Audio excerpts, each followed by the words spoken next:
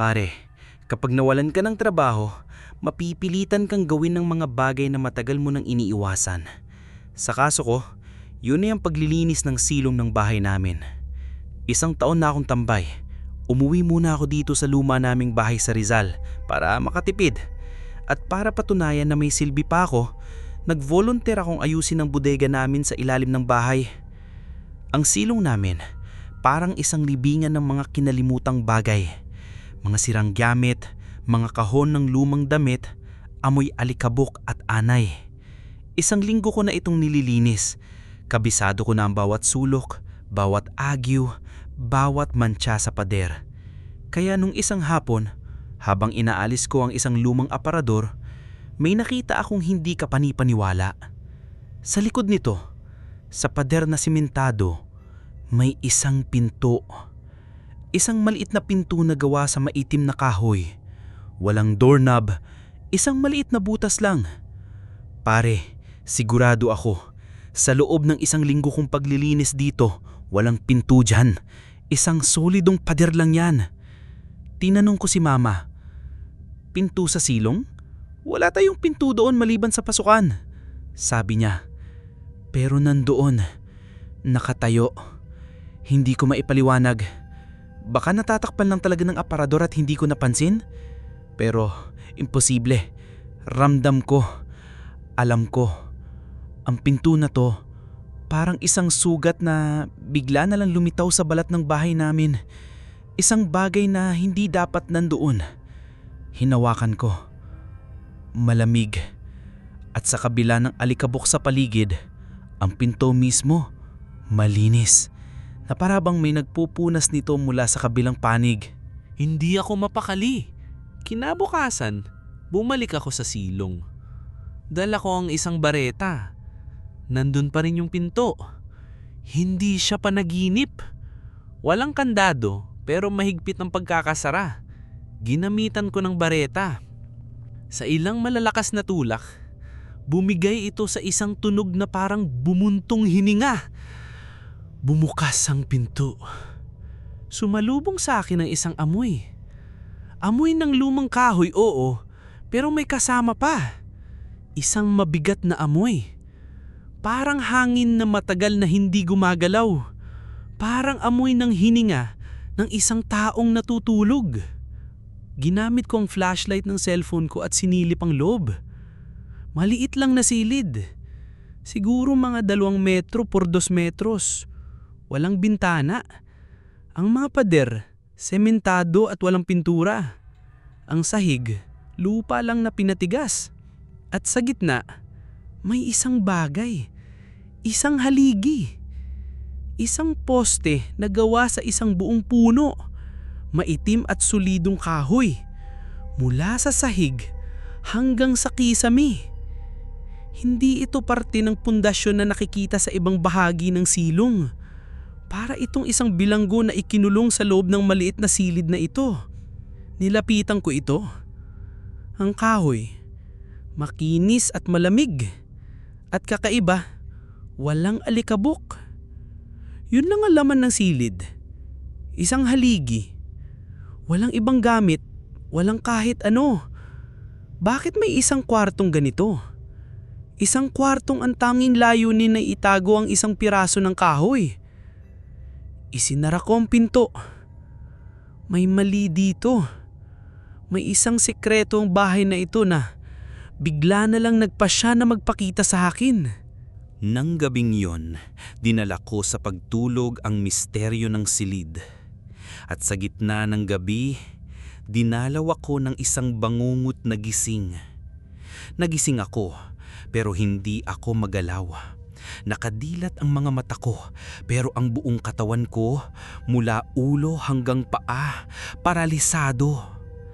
Nakatingin lang ako sa kisame ng kwarto ko. Sinubukan kong sumigaw, pero walang boses na lumalabas. Tanging isang mahinang ungol lang. Sleep paralysis. Nangyayari yan, di ba? Sabi ng siyensya dahil lang sa pagod. Pero iba to. May naramdaman akong bigat. Isang dambuhalang bigat sa dibdib ko. Para akong dinadaganan ng isang malaking bato. Hirap akong huminga. Bawat paghinga parang isang pakikipaglaban. At naramdaman ko ang presensya. Sa gilid ng aking paningin, sa dilim ng kwarto, may isang anino. Malaki, mabigat. Hindi ko maaninag ang hugis, pero ramdam ko ang laki nito. Nakaupo ito sa ibabaw ko. At yung bigat na nararamdaman ko, yun ang bigat niya. At yung hirap kong huminga dahil yun sa unti-unti niyang pag-upo, pagdiin sa mga bahaga ko, na para bang gusto niyang pigain ang lahat ng hangin mula sa akin. Hindi ko alam kung gaano katagal, para itong isang walang hanggan. Pero sa huli, sa isang huling, desperadong pagsisikap, nakasigaw ako. Isang mahinang sigaw, at sa isang iglap, nawala ang bigat. Nakagalaw na ulit ako, humihingal, basang-basa ng pawis. Tiningnan ko ang paligid, wala namang tao. Pero yung amoy mula sa silid sa silong, nandito sa loob ng kwarto ko. Ang amoy ng natutulog na hininga. Kinabukasan, hindi maalis sa isip ko yung bangungot. Nagpa siya kong sabihin kay Lola. Si Lola, mahigit 90 anyos na. Siya na lang at si Mama ang kasama ko sa bahay. Nasa hardin siya, nagdidilig. La, may itanong po ako. Sabi ko, ano yun, Apo? May alam po ba kayong sikretong silid sa silong? Biglang nabitawan ni Lola yung tabo. Napatingin siya sa akin, nanlalaki ang mga mata, puno ng takot. Saan mo narinig yan? Huwag kang magbibiro ng ganyan. Nakita ko po, sabi ko. At ikinuwento ko ang lahat, ang pinto, ang haligi at ang bangungot. Habang nagkukwento ako, lalo siyang namumutla. Pagkatapos, hinila niya ako papasok ng bahay. Kumuha siya ng isang bagay mula sa likod ng pinto ng kusina. Isang walis tambo. Makinig ka, Jacob, sabi niya nang inginig ang boses. Ang bahay na ito, mas matanda pa sa akin. Marami itong nakita. May mga kasama tayo dito na hindi natin nakikita. Inabot niya sa akin ang walis. Mamayang gabi, bago ka matulog, ilagay mo ito ng patiwarik sa likod ng pinto ng kwarto mo at magdasal ka. Lola, walis lang yan. Paano yan makakatulong? Huwag ka nang magtanong. Sigaw niya, nabihira niyang gawin. Gawin mo na lang yon para hindi ka na niya daganan, para hindi ka matulad sa kanya. Matulad kanino, La? Hindi na siya sumagot. Pumasok na siya sa kwarto niya at isinara ang pinto. Iniwan niya akong nakatayo doon, hawak ang walis, at may isang tanong sa isip ko. Sino ang dinaganan niya dati? Sinunod ko ang utos ni Lola. Itinayo ko ang walis tambo sa likod ng pinto. Pero nang gabing yun, binangungot pa rin ako. Parehong bigat, parehong anino. Kinabukasan, nag-research ako. Hindi na tungkol sa mga sekretong silid, tungkol na sa mga pamahiin. Walis tambo sa likod ng pinto. At doon, lumabas ang mga resulta. Mga artikulo tungkol sa Filipino folklore. At isang pangalan ang paulit-ulit na lumalabas. Batibat. Ayon sa mga kwento, lalo na sa mga Ilocano, ang batibat ay isang malaki at mabigat na demonyo na nakatira sa mga puno. Kapag ang puno ay pinutol at ginawang haligi ng bahay, lumilipat ang batibat sa poste. At sa gabi, lumalabas ito para umupo sa dibdib ng mga natutulog, pinipigilan ng kanilang paghinga hanggang sa mamatay sila sa bangungot. Para daw itakwil ito, kailangan mong kagatin ng iyong hinlalaki para magising ka o maglagay ng walis tambo ng patiwarik para hindi ito makapasok. Napatingin ako sa pader ng kwarto ko. Yung kwarto ko nasa ibabaw mismo ng silong. Kung nasaan yung sikretong silid. Yung haligi sa gitna ng silid na yun siguro ang pinutol na puno. Yun ang bahay ng Batibat. Hindi na ito isang simpleng multo. Isang nilalang na may pangalan, may motibo. At ang motibo niya ay patayin ako habang natutulog. Ang bawat gabi ay naging isang pagsubok ng pananatiling gising. Takot na akong matulog. Dahil sa bawat pagpikit ko, alam kong may isang mabigat na bagay na nag-aabang na handang umupo sa dibdib ko at nakawin ang aking hininga. Sa sobrang takot at pagnanais na makahanap ng sagot, bumalik ako sa sikretong silid. Dala ko ang isang malakas na emergency lamp. Kailangan kong tingnan ang bawat sulok. Baka mayroon akong nakaligtaan.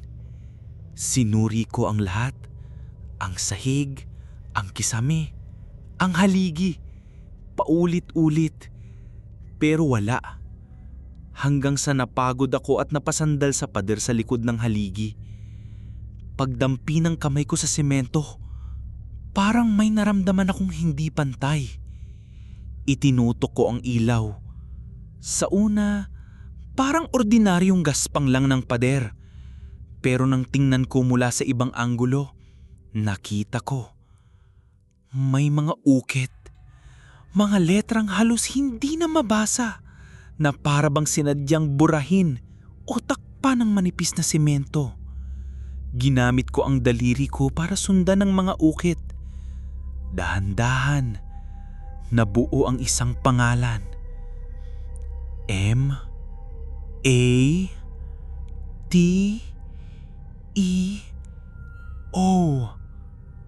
Mateo.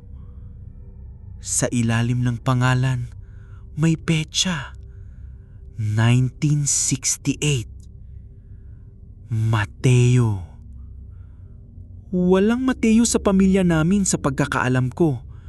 Ang lolo ko si Ricardo. Ang mga kapatid niya sina Ruben at Ramon. Ang papa ko si Antonio. Paulit-ulit kong inisip.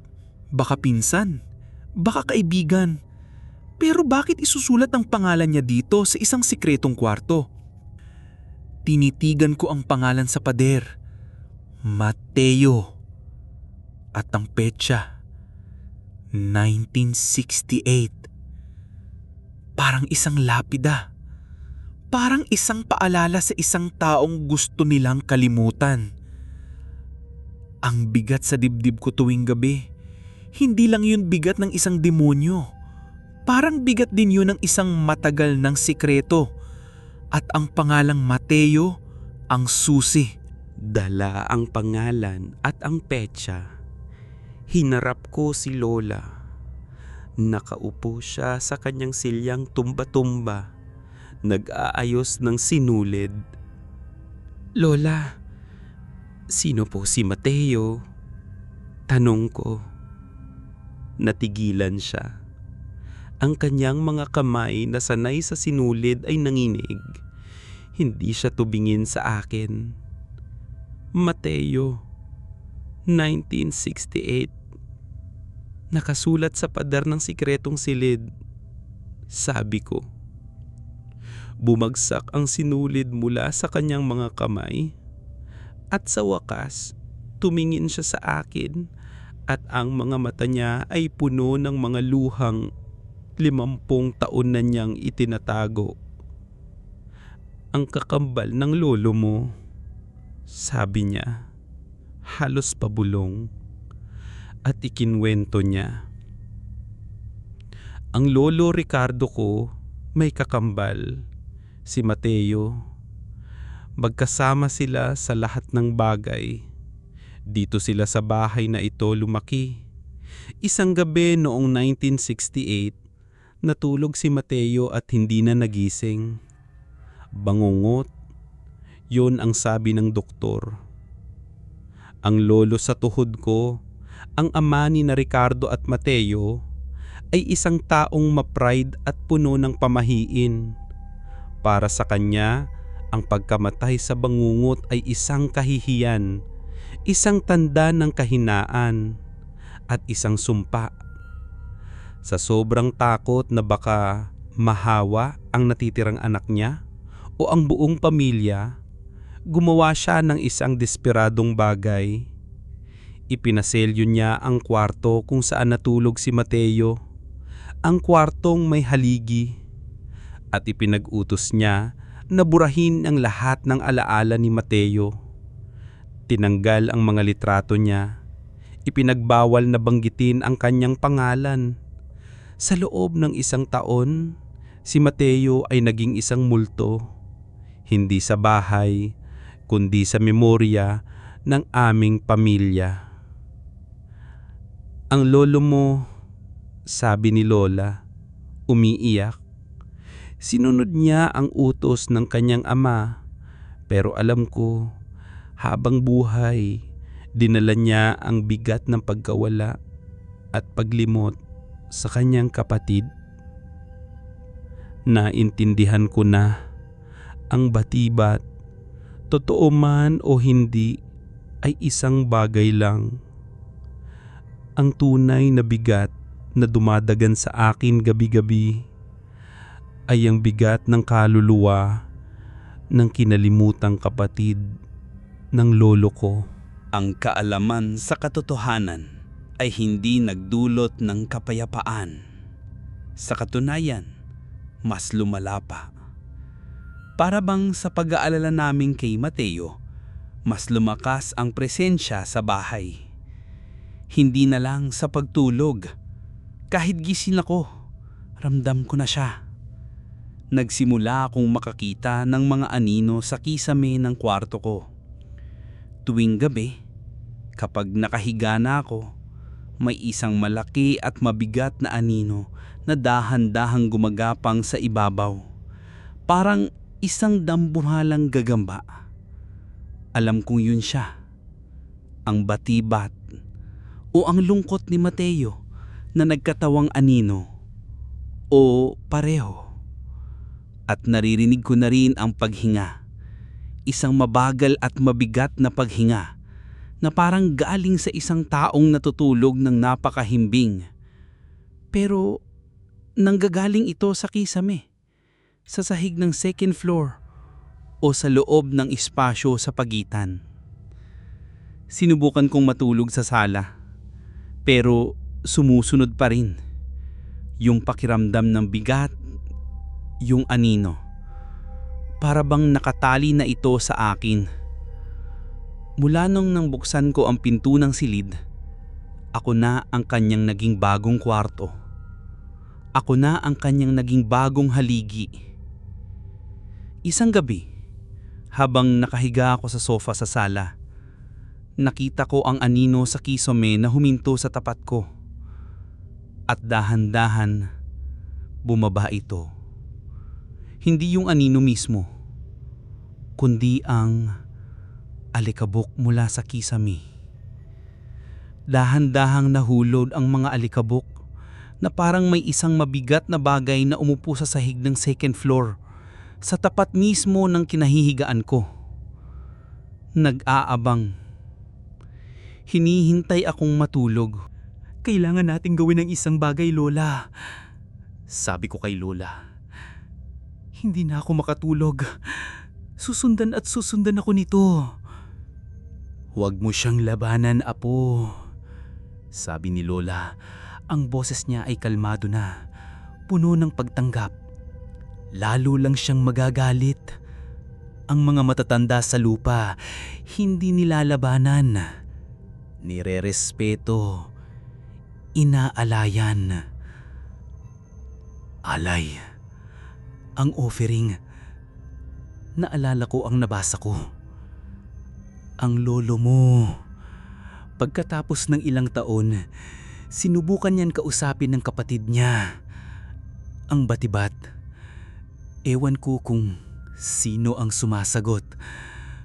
Bawat gabi, bago siya matulog, bumababa siya sa silong. Nag-iiwan siya ng isang maliit na mangkok ng kanin at isang basong tubig sa labas ng pinto ng selyadong silid. Gumana po ba?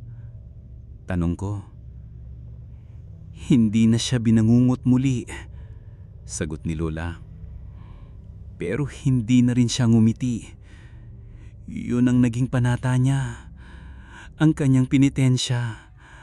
Ang pag-aalay sa demonyo at sa kapatid na pinabayaan niya. Ito na ang pagpipilian. Ang subukang labanan ng isang nilalang na hindi ko maintindihan. Isang nilalang na gawa sa alamat at lungkot. O ang tanggapin ng tungkulin. Ang sundan ang mga yapak ng lolo ko. Ang maging isang tagapag-alaga ng isang sumpa. Hindi ito isang laban na kayang ipanalo ng bakal at simento. Ito ay isang kasunduan na kailangang respetuhin. Isang gutom na kailangan pakainin. Isang kaluluwang kailangang alalahanin. Hindi na ako nakakakita ng anino sa kisame. Hindi na ako binabangungot. Nakakatulog na ako ng mahimbing. Payapa na ang bahay. Pero bawat gabi, bago ako umakyat sa kwarto ko, mayroon akong ginagawa. Bumababa ako sa madilim at tahimik na silong. Dala ko ang isang maliit na mangkok ng bagong saing na kanin at isang basong tubig. Dahan-dahan kong binubuksan ang pinto ng sikretong silid. Hindi na ito mahirap buksan, para bang nasanay na ito sa akin. Ang amoy ng natutulog na hininga nandoon pa rin, pero hindi na ito nakakatakot. Pamilyar na. Inilalagay ko ang alay sa sahig sa paanan ng malaking haliging kahoy. Pagkatapos, tumatayo ako sandali sa katahimikan. Magandang gabi, Tio Mateo. Magandang gabi sa'yo. Pahinga na po kayo. Isinasara ko ang pinto at pag-akyat ko, natutulog ako na parang isang sanggol. Hindi ko ipinagbili ang bahay. Dito na ako. Ako na ang nag-aalaga kay Lola at ako na rin ang nag-aalaga sa isa pa naming kasama. Ang sado ni Mama, parang mas tumatag daw ako. Mas naging seryoso. Parang Lolo Ricardo ko raw. Siguro nga. Tinanggap ko na ang pamana ko. Hindi ang lupa o ang bahay, kundi ang tungkulin. Ang maging bantay ng tulog, ang maging tagapag-alaga ng isang demonyo at ng isang kinalimutang alaala. Hindi ito kaligtasan, pare, at hindi rin ito pagkatalo. Isa itong kasunduan at bawat gabi sa pag-aalay ko, binabayaran ko ito.